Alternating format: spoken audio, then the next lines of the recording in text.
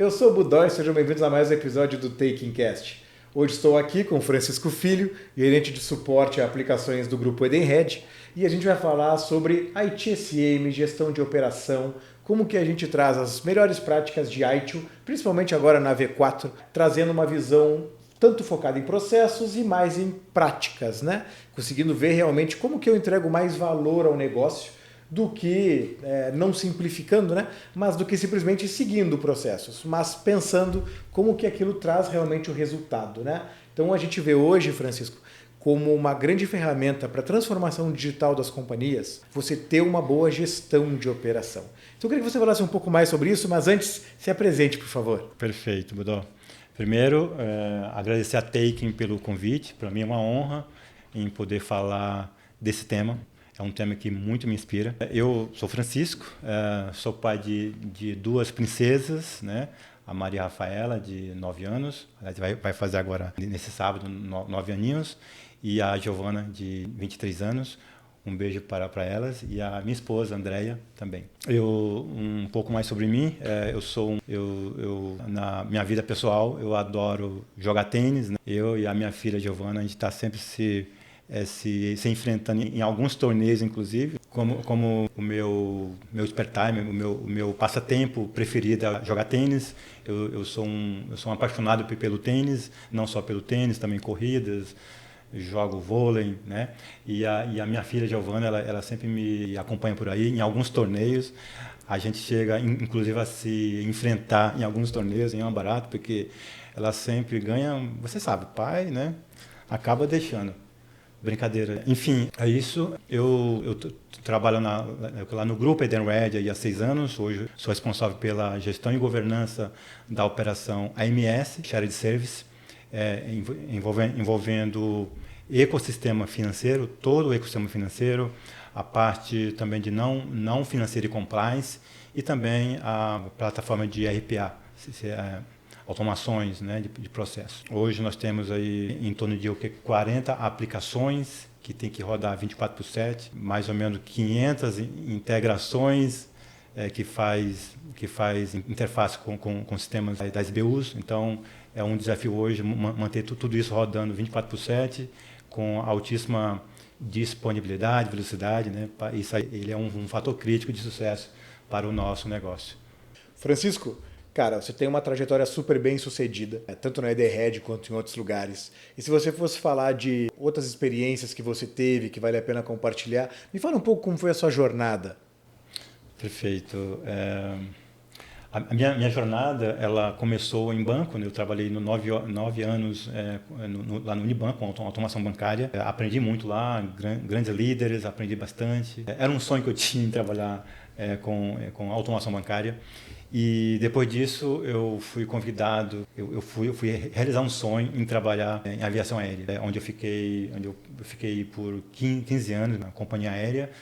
Eu fui chamado, inicialmente eu entrei como analista de sistemas sênior e saí de lá como CTO, depois de 15 anos na aviação.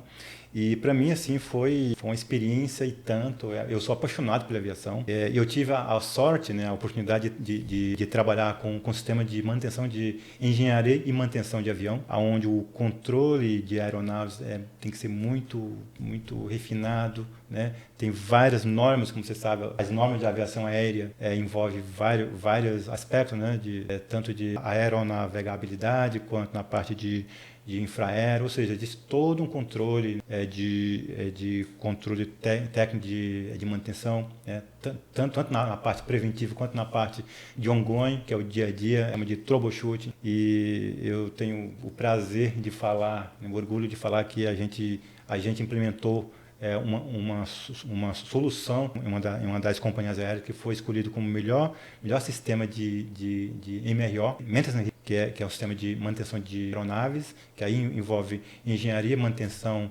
e supply chain, integrado com o controle de voos, né?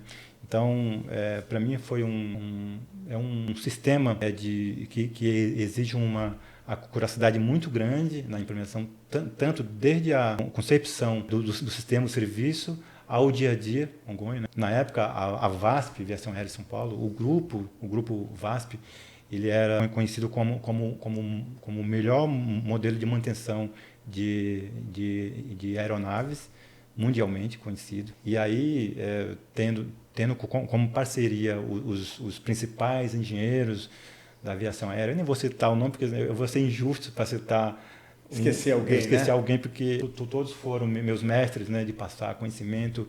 E eu tive o prazer de ficar, por exemplo, na fábrica, no hangar, entendendo os processos, acompanhando o dia a dia das pessoas, né, trabalhando, e aí tentando criar alternativas de melhorar o processo deles, né, o dia a dia. Imagina você como guardião de uma operação dessa complexa, você parar um sistema em um check-in de voo, por exemplo. O impacto que isso causa para uma aviação. Não só para a aviação em si, dono do sistema, mas para as suas empresas. Em cadeia, né? Em cadeia, né? Ou seja, a gente tem bastante code share, você sabe, né? As companhias aéreas têm bastante code share com outras companhias aéreas.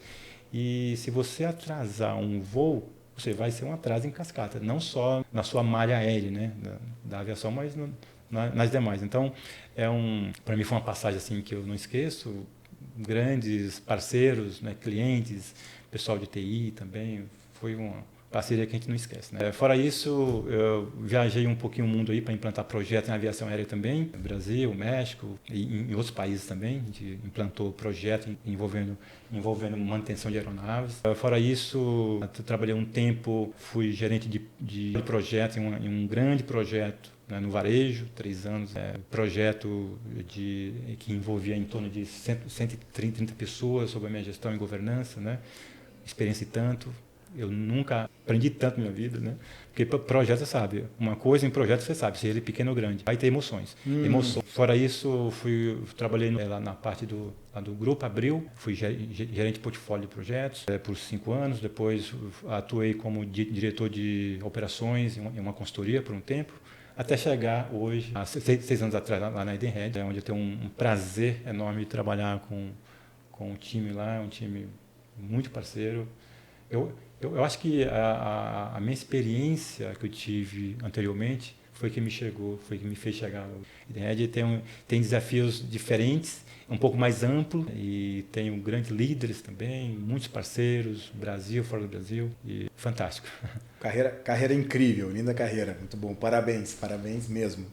Francisco, quando a gente fala, né, de gestão da operação, né, é crucial, como você falou, é super importante que a operação, que a organização, ela entenda como que funciona, como que são esses sinais vitais que ela tem, né? Então, está sempre monitorando e se avaliando é parte fundamental de realmente ter a implantação ali, todos os processos, fazer a gestão de configuração, gestão de problema, incidentes, para que você mantenha, como a gente costuma dizer, manter as luzes acesas. Na sua visão, quando a gente fala de ITSM, eu vejo muita gente falando que, cara, quando eu falo de ITSM eu estou falando de TI. Mas eu vejo cada vez mais a gente pegando essas práticas, nessas boas práticas, melhores práticas, e aplicando na gestão de serviços cotidianos do dia a dia.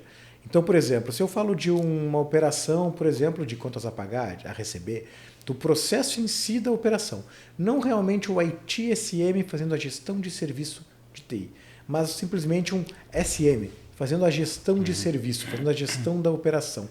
Faz sentido? O que você acha desse meu devaneio? Olha, eu posso citar a Edenred como um case, tá? Hoje ele é fator crítico de sucesso para o nosso negócio, como eu disse na abertura, alta disponibilidade, alta performance, tudo isso alinhado às diretrizes de compliance e segurança da informação. Para isso, a gente tem um grande modelo de gestão de serviço com base nas boas práticas de ITSM, né? Estou juntando aí nesse modelo também a ISO 27001, que é em segurança da informação, para assegurar que essa missão seja atingida de forma eficiente e eficaz, né? Por exemplo, no nosso modelo de ITSM hoje, ele é um conjunto de políticas e práticas e procedimentos operacionais que a gente tem para gerenciar de forma mais eficiente e econômica possível para assegurar de que esses objetivos sejam alcançados. Eu posso citar aí hoje a Edenred hoje como um grande case. Hoje, eu posso dizer que 99% dos nossos incidentes, eles são gerados automaticamente por nossas ferramentas de observabilidade, né? Então, assim, e o que acontece? Toda vez em que algum incidente acontece, a gente se pergunta, o time se pergunta por que aquele incidente, e se ele não foi gerado automaticamente pela ferramenta, por que não foi gerado? E aí tem todo um trabalho de verificar qual foi o motivo que gerou aquele incidente, e se não foi gerado automaticamente, e aí já criar um procedimento, retroalimenta já alimenta a ferramenta para que a próxima vez que vier a acontecer, ele seja criado automaticamente, né? E aí no caso, esse gancho de ferramenta de gestão de eventos, por exemplo, a gente desde a concepção daquele serviço, a gente já coloca, já faz parte da nossa cultura de gestão de mudança. Qualquer serviço que vai ser implementado, ele tem que estar também desenhado a parte de eventos, gestão de eventos. Seja um evento só de alerta, algo simples, né? E que possa gerar um incidente depois, ou que, dependendo da severidade daquela anomalia, ele vai gerar já um incidente automaticamente, e aí sim, dependendo da severidade, escalation, um P1, que é uma crise, é uma indisponibilidade que possa gerar impacto no negócio, imediatamente já existe um procedimento de que a equipe já se reúne em uma sala, né? Já aciona a SWAT. E já é automático. O SWAT já acontece, o War Room, né? Já acontece com todo mundo. Em menos de 5 minutos, a galera já está na sala para identificar o que aconteceu, para restabelecer o serviço o mais rápido possível. Hoje as práticas de ITSM em gestão de serviço está muito bem definida, tanto na parte de gestão de incidentes, gestão de eventos, gestão de problemas, né, gestão de mudança. Então a gente tem todo um time muito bem alinhado, e uma coisa importante que eu acho que é fator crítico de sucesso hoje, por exemplo, de hoje, é todo mundo pensando como dono, né? Ou seja, cada time, cada colaborador, cada membro daquela equipe, seja ela de infraestrutura, seja ela do próprio negócio, e eles estão pensando como dono, ou seja, eles são protagonistas pensando como dono, o que tem que melhorar, né? Ou seja, a missão número 1 do processo de gestão de incidente nosso é o que? Restabelecer o serviço o mais rápido possível para não impactar o negócio, né? Em paralelo, tem lá o processo de gestão de problemas, que é identificar a causa raiz de forma muito bem qualificada, é o que? Identificar exatamente qual foi a causa raiz do problema. É claro que existem algumas técnicas, mas a que a gente mais usa hoje é os cinco porquês. E tem também o Ishikawa também, mas hoje que a gente mais utiliza mesmo é os cinco porquês. Normalmente até a terceira pergunta você já sabe qual é a causa raiz muito bem qualificada, né? E é claro, a gestão de eventos, né? A gestão de eventos que é um grande aliado nosso, é de não deixar, a gente antecipar a um possível problema na operação. Então hoje nosso modelo de ITSM ele funciona muito bem, está muito bem alinhado. A gente tem vários times. Aí o que acontece? Quando a gente fala em um ambiente complexo, né? E aí quando eu falo complexo, não é no sentido negativo, não. Hoje qualquer operação que usa um modelo híbrido, né? Sistemas, plataformas on-premise, em cloud, ou colocation, há um potencial grande de gerar incidentes, anomalias, isso é normal. E para isso tem que ter uma infraestrutura, tem que ser muito bem refinado, robusto e com todo mundo co-criando, ou seja, não só não só na parte técnica, né, lá na solução do problema, ou seja, primeiro, restabelecer o serviço o mais rápido possível e já olhando em uma possível melhoria, porque se todo mundo estiver olhando para isso, pensando como um dono, sabe, eu sou dono desse serviço, né? Ou seja, todo mundo pensando com esse pensamento, e a Edenred tem muito disso, as equipes tanto de infraestrutura... A cultura, né? A cultura, é cultural isso, né? Então, todos, qualquer colaborador que entra na Edenred hoje, em TI, e não só em TI, na área de negócio também, então existe todo um modelo de de onboarding, né? Onboarding process, né? Que as pessoas, tanto negócio quanto TI, independente se é infraestrutura, se é IT security ou se aplica, as pessoas eles são a pensar como dono, integrar, ou seja, eles são empoderados. E agora você é sócio da skin in the game. É isso. Então, assim, isso é muito bom, cara, porque essa gestão de uma operação, gestão e governança de uma operação complexa como essa, e você traz todo mundo para o mesmo time, com o mesmo pensamento, a vitória é certa, né? Como diz o grande astro Michael, talentos vence jogos, né? Mas em equipe, a equipe vence campeonato. Francisco, agora que a gente já tem uma ideia, né, da importância, o tão crucial é o TSM para as operações, para as organizações, né? Pensando especificamente nas melhores práticas que a gente tem hoje. Cara, a gente sabe que hoje a gente está falando de gestão de mudança, a gente está falando de gestão de incidente, eventos, parte financeira, gestão de configuração, claro. O que você pode me falar mais sobre essas melhores práticas hoje, inclusive fazendo um comparativo com a quarta versão, com o V4 aí do ITIL? Perfeito, ótima pergunta. Eu sempre vou colocar, até citar outras empresas que eu passei, mas eu acho que o Red hoje, acho que é o que está mais alinhado com as boas práticas da ITIL, por exemplo, a ITIL 4, né? E que muito nos ajuda em nosso desafio em manter a nossa operação estável. Hoje, por exemplo, no nosso modelo ITSM, a gente incorpora muito bem, a gente já está utilizando muito bem as boas práticas da ITIL 4. Né? A ITIL 4 ela com um viés de agilidade, foco no valor, usando o mindset agile, ou seja, agilidade, praticidade, otimização, automação. Então, assim, ao mesmo tempo em que elas se preocupam em entregar, em fazer as entregas com segurança, e ela também se preocupa em não engessar as entregas, né? Por exemplo, na versão 3, por exemplo, da ITIL, ela estava muito focada em processo. Então, nós tínhamos, por exemplo, alguns checklists que, enquanto aqueles documentos não fossem todos preenchidos, por exemplo, o processo de gestão de mudança não iria aprovar uma subida em produção. Então, já nesse modelo, utilizando o viés 4, já com mindset agile, agilidade e foco no valor, a gente documenta o que é extremamente necessário.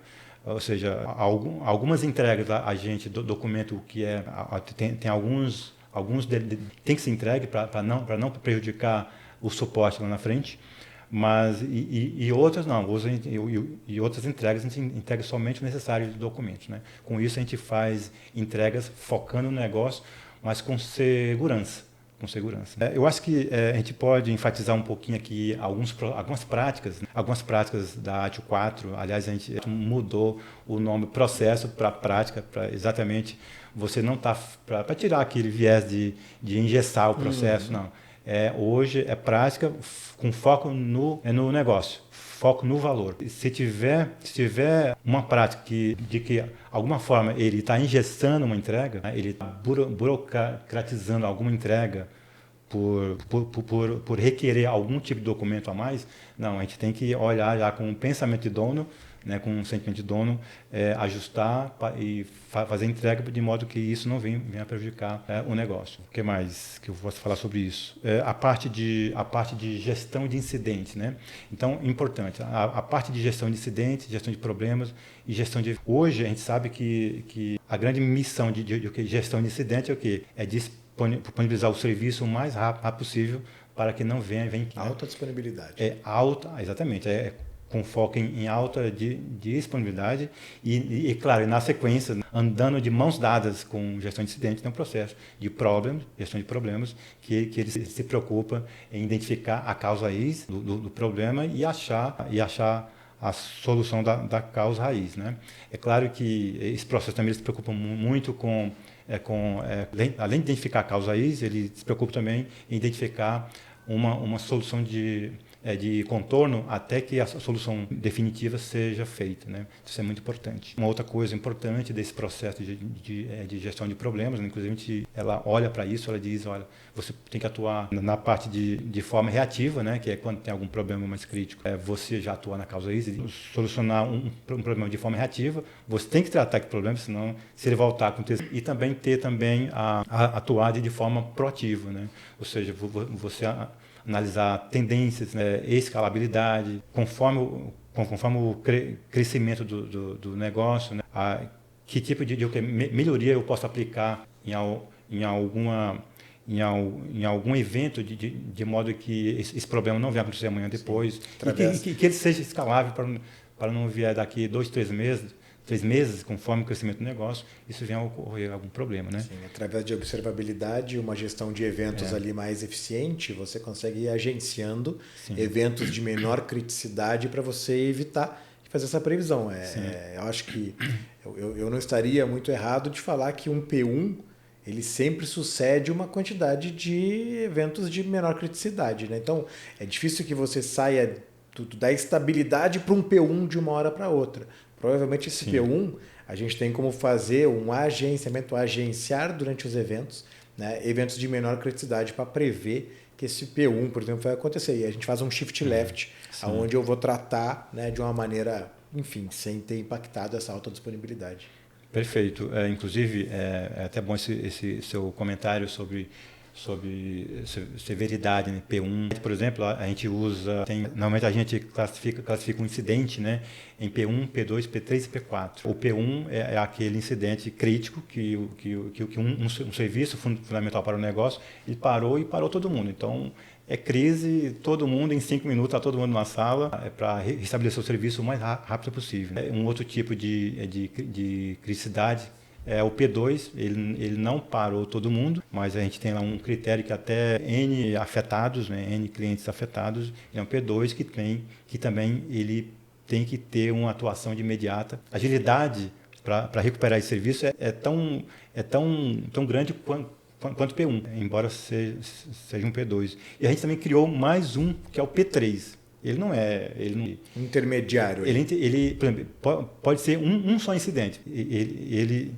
está impactando, pode ser que ele impacte só um cliente. E isso aí pode ser que nem precisa ser necessariamente um incidente, pode ser até mesmo um serviço qualquer, uma requisição. Por exemplo, hoje eu posso falar assim, com muito orgulho que a nossa operação hoje é muito estável, são pouquíssimos incidentes P1, pouquíssimos P2.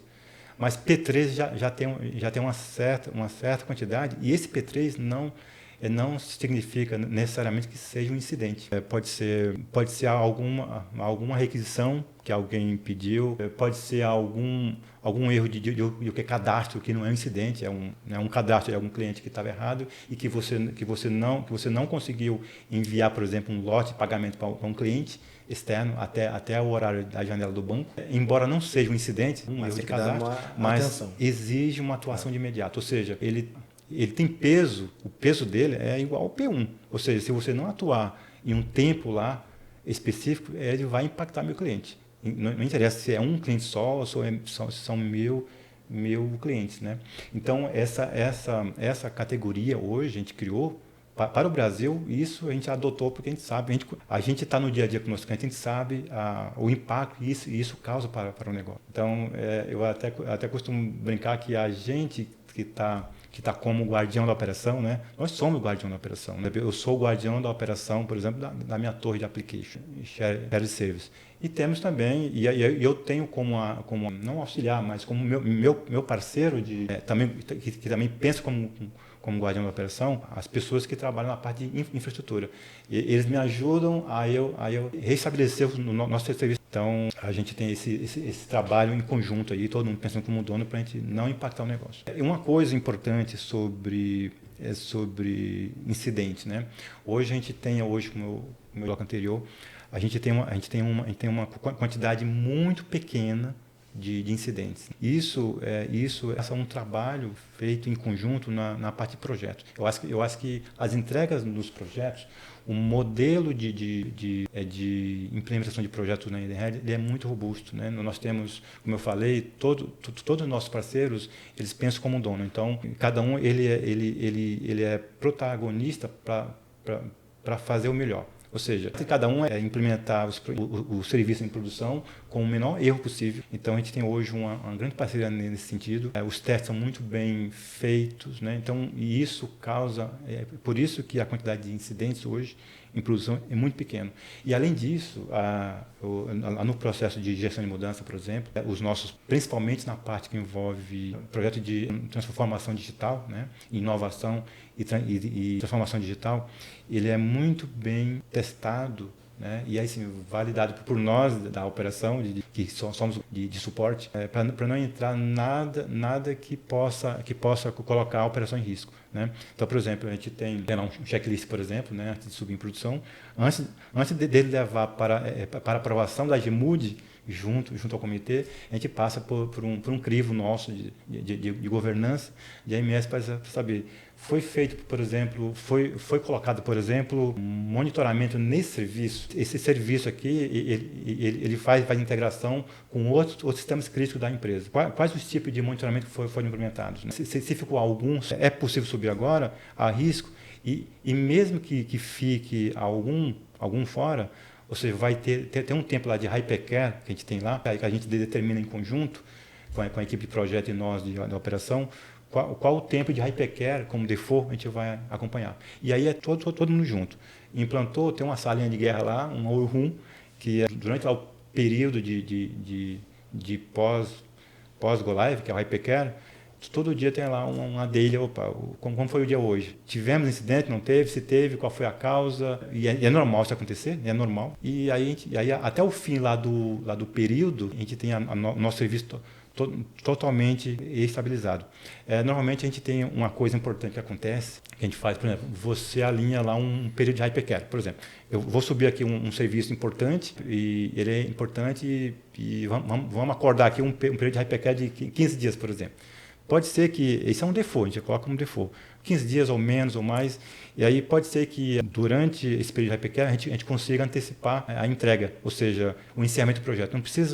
Eu não preciso necessariamente esperar os 15 dias, porque está super estabilizado.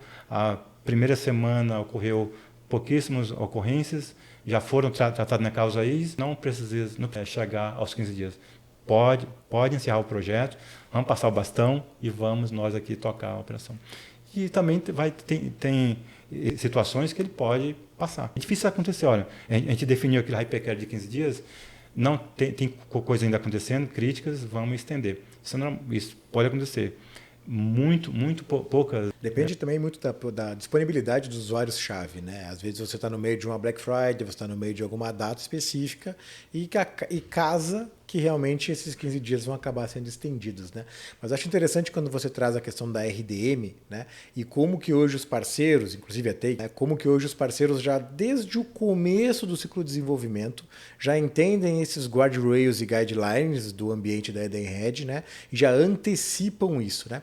Então, se no passado nós tínhamos RDMs que pareciam uma discussão, né, sem fim sobre frameworks, sobre boas práticas, né? Não, vocês colocaram if ternários aonde não podia ou coisas do tipo. Hoje não, né? Hoje você, desde o começo, desde a incepção do kickoff, já é desenvolvido de acordo com esses guardrails e guidelines, o que deixa mais enxuto e mais lean, vou falar assim, né? O próprio processo de gestão de mudança e configuração durante RDM, né? Então, se chegou até lá é porque realmente todos os milestones, vou chamar assim, ou todas as validações de todas as releases estão de acordo com o que é necessário, né, para que passe tranquilamente na RDM. Eu acho que é uma das ideias que a gente tem desde que o DevOps começa a ser veiculado em 2004, 2005, é fazer esse shift left, né? Desde o começo você deixar claro que tem que seguir aqueles chamados de guardrails, né, os limites, né, e os guidelines, que são realmente as práticas que têm que ser utilizadas, né? Você sabe, Dó,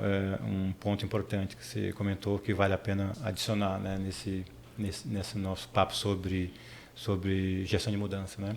Por exemplo, desde hoje, Hoje, por exemplo, a gente participa, nós como o guardião da operação, a gente participa desde o começo da concepção, até para entender o que vem pela frente, né? Para entender que tipo de suporte a gente que nos espera mais para frente, equipe, verificar a equipe, então a gente faz toda uma governança em cima disso. E uma coisa importante também, durante a concepção, durante a especificação, né?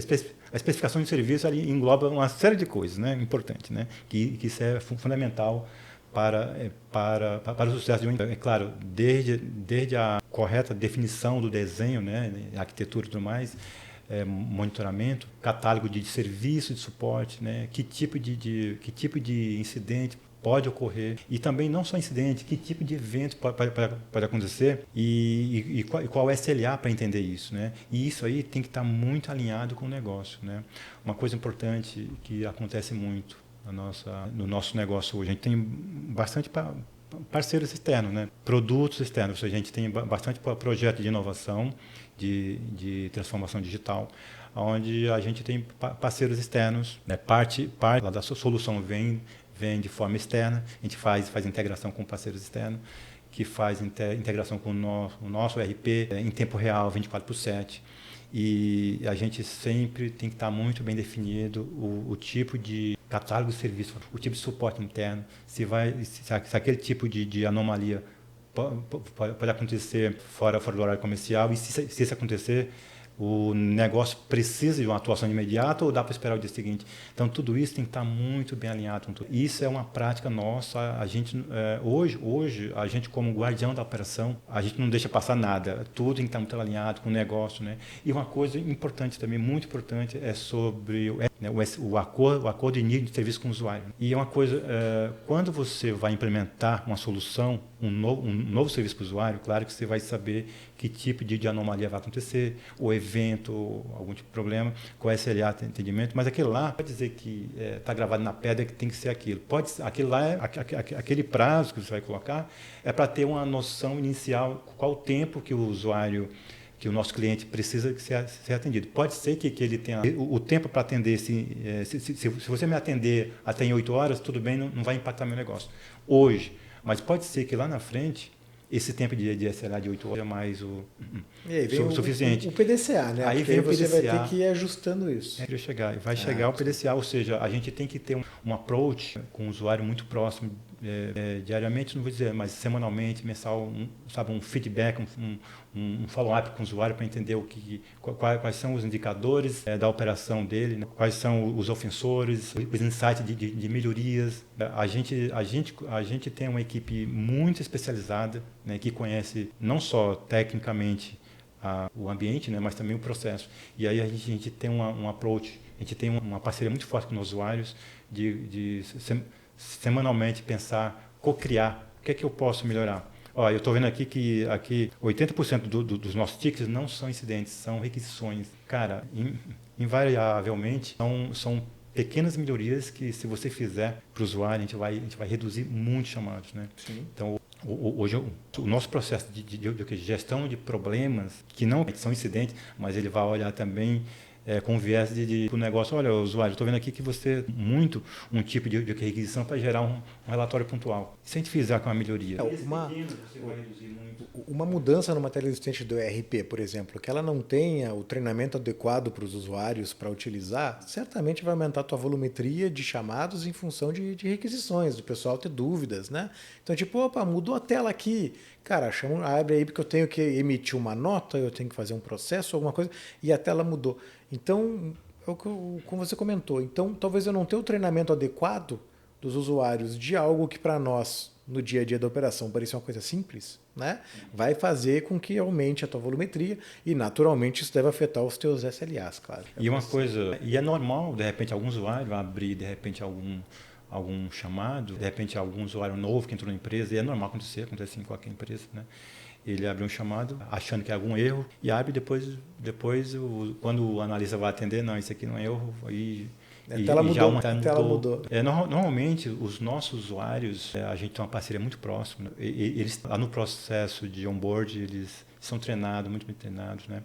E todos eles, em em suas respectivas áreas de negócio, eles são treinados no seu processo FIANFI, mas sempre há uma coisa ou outra que passa batido e acaba abrindo chamado. Mas aí os nossos analistas estão treinados para, olha, isso aqui não é um problema. Orientação adequada. Orienta e a pessoa já fica. E assim, essa parceria com os usuários, ela tem que ser muito rápida. A gente tenta a gente não pode burocratizar nada. Olha, isso aqui, não, a gente vai lá e orienta, olha, isso aqui, antes de abrir um chamado, às vezes nossos analistas são treinados. Olha, se ele abriu algum chamado e você viu que não era um problema, chama lá, não é um problema. Vamos lá, eu vou te ensinar. Sim. Então, essa colaboração é fundamental. Né? De repente você até já expurga um chamado, alguma coisa, já não conta mais na tua base de chamados. Muito bom, muito bom. Francisco, o assunto é incrível. A gente tem muito o que falar ainda, mas o nosso tempo ele é curto. Então, eu queria falar um ponto com você que me chama a atenção. A gente fala de nuvem, e todo mundo quer ir para nuvem, e nuvem é alta disponibilidade, nuvem não tem problema de data center, teoricamente, né? Aí a gente fala de IA. Nossa, vamos ser mais eficientes com IA, vamos aumentar a produtividade, né? E a gente sabe que na última linha tudo isso tem um custo, né? E aí nos faz pensar como que eu faço a melhor gestão disso, como que eu avalio esses custos, né? E chegamos até então em FinOps, né? Qual que é a sua experiência, o que você tem vivido em função, né, de transformar a observabilidade, conseguir trazer para dentro de casa uma gestão financeira da operação e aí sim, falar em FinOps? Ótima pergunta. FinOps é um tema fundamental, né, que ele se preocupa com gestão de custos de serviço na nuvem. Essa questão de migrar para a nuvem, ela é excelente, nós sabemos disso, né? Tudo lá funciona rápido, tudo é rápido na nuvem, né? Agora, uma coisa importante, né? Quando vai fazer a implementação de serviços na nuvem, você tem que se preocupar com os custos que isso vai trazer para a empresa. Você tem que fazer um bom plano de gestão e governança do serviço que você vai utilizar. Às vezes eu já ouvi em alguns workshops que eu tenho participado sobre né, como gerenciar os serviços na nuvem.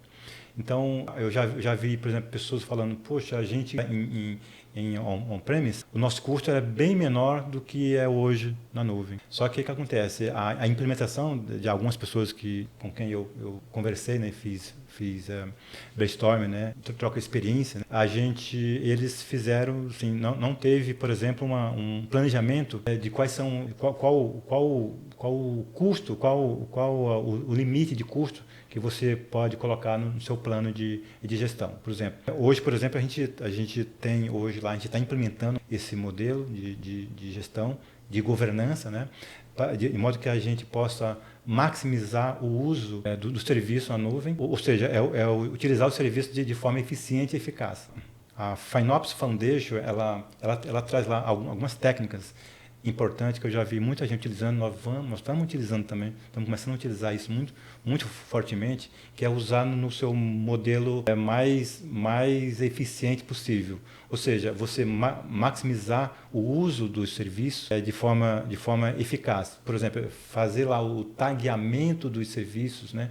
Tagueamento do serviço, do tipo automatizar, por exemplo, um serviço que ele não precisa rodar. Então, por exemplo, no seu horário comercial, sim, você pode aumentar o consumo daquele serviço para dar uma boa performance para o seu cliente. Só que se ele não for utilizar fora do horário ou for utilizar menos, você tem que taguear isso, você tem que automatizar. Automatizar mesmo, otimizar e automatizar, através de inteligência artificial mesmo, né?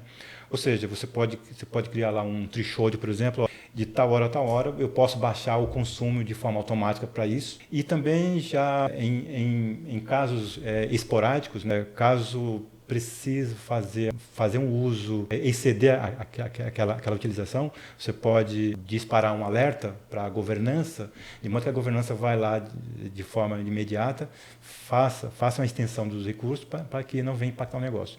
Mas isso aí é de forma esporádica, né? É uma exceção. Eu acho que é uma coisa relativamente nova, né, em muitas empresas, né? Muitas empresas estão saindo de on-premise para cloud. E esse modelo de gestão de custo na nuvem ele tem que ser a cada dia melhorado melhoria contínua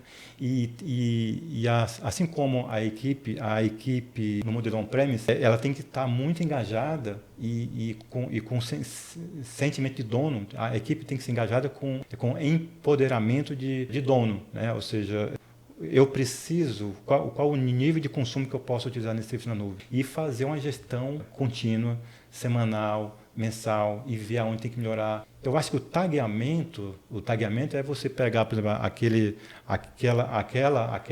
serviço, serviço de banco de dados, de storage e outros serviços mais. Qual é a utilização necessária para o negócio? Eu preciso disso, não preciso? Tem que chegar nesse nível. E para chegar nesse nível, tem que ter toda uma equipe andando em mãos dadas.